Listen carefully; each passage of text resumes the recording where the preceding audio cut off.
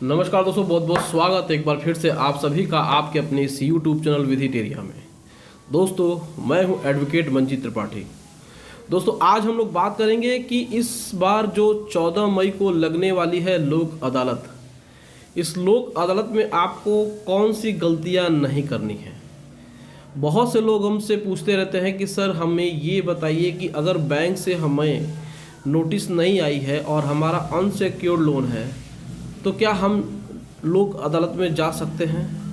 देखिए, सबसे बड़ा प्रश्न यही है कि बैंक से अगर नोटिस नहीं आई है तो भी क्या हम जा सकते हैं या नहीं। बहुत सारे लोग मैसेज करते हैं, बहुत सारे लोग कमेंट सेक्शन में जाकर कमेंट करके पूछते हैं। तो देखिए, इसमें बैंक का वेट आपको नहीं करना है। लोक अदालत का उद्देश्य यही होता है कि कोर्ट के बाहर कोर्ट के प्रोसीजर की तरह एक विवाद को समाप्त किया जाए।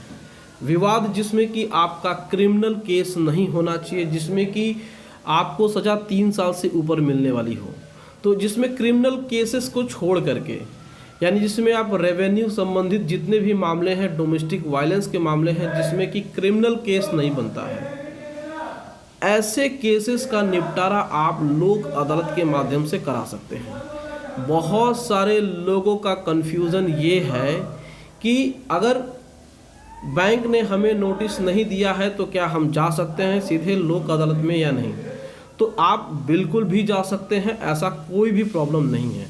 अब आप पूछते हैं कि वहाँ पे बैंक होगा या नहीं होगा। देखिए, वहाँ पे बैंक्स अपनी कैनोपी लगाकर बैठे होते हैं। आपको अपने डिस्ट्रिक्ट कोर्ट के डिस्ट्रिक्ट मजिस्ट्रेट के नाम से एक एप्लीकेशन लिखना है।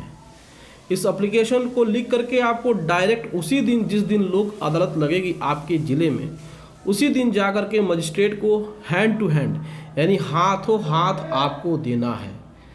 इससे फ़ायदा ये होगा कि मजिस्ट्रेट आपकी बात को सुनेंगे, आपको देखेंगे, आप उनसे अपनी बात कहेंगे, वो आपकी बात को समझेंगे और संबंधित बैंक के अधिकारी को बुला करके सामने बैठा करके आपका सेटलमेंट कराएंगे।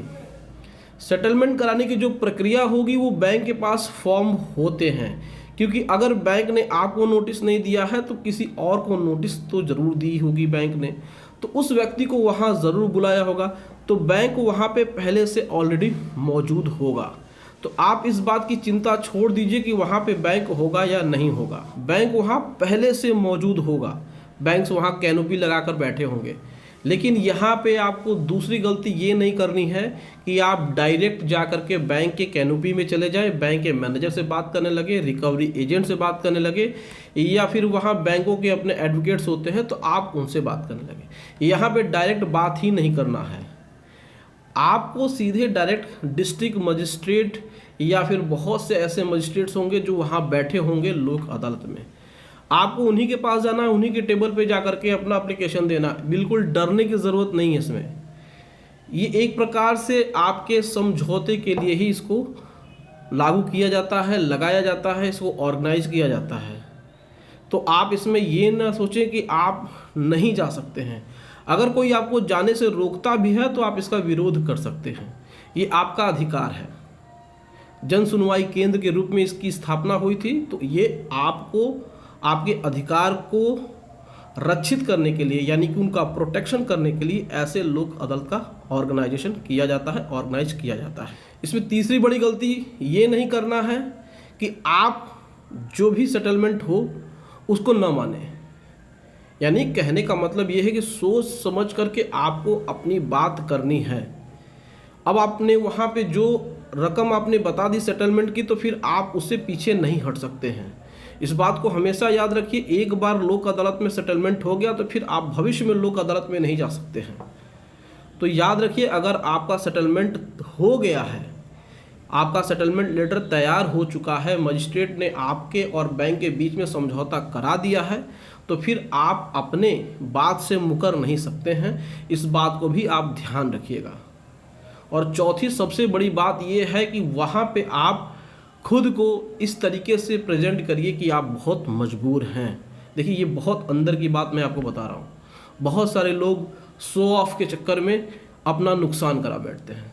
तो आपका जो भी लोन हो, लेकिन सिक्योर्ड लोन को छोड़ करके प्रॉपर्टी अगेंस्ट लोन को छोड़ करके और जितने भी लोन्स हैं, अनसिक्योर्ड लोन है, आपका एजुकेशनल लोन है, केसीसी लोन है जिसमें किसी प्रकार की मॉर्गेज नहीं है, छोटे लोन है, अनसिक्योर्ड लोन है, आपका क्रेडिट कार्ड है, ऐसे लोन का सेटलमेंट आप बहुत ही आसानी से और बहुत ही कम दर पे आप करा सकते हैं।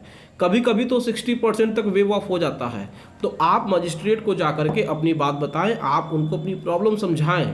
यदि आप अपना प्रॉब्लम उनको समझाने में सफल होते हैं तो आपको अच्छा खासा डिस्काउंट भी मिल सकता है। तो दोस्तों, इस बार लोक अदालत में आप जाइए और बेफिक्र होकर के अपने लोन का सेटलमेंट कराइए। दोस्तों, वीडियो अच्छी लगी हो तो वीडियो को एक लाइक ज़रूर करिएगा, कमेंट में अपनी राय ज़रूर बताइएगा कि ये वीडियो आपको कैसे लगी, और हमारे चैनल को सब्सक्राइब करके हमें सपोर्ट ज़रूर प्रदान करिएगा। दोस्तों, मिलते हैं अगली वीडियो में एक नए टॉपिक के साथ। तब तक आप अपना और अपने पूरे परिवार का ध्यान ज़रूर रखिएगा। Thank you so much. जय हिंद दोस्तों।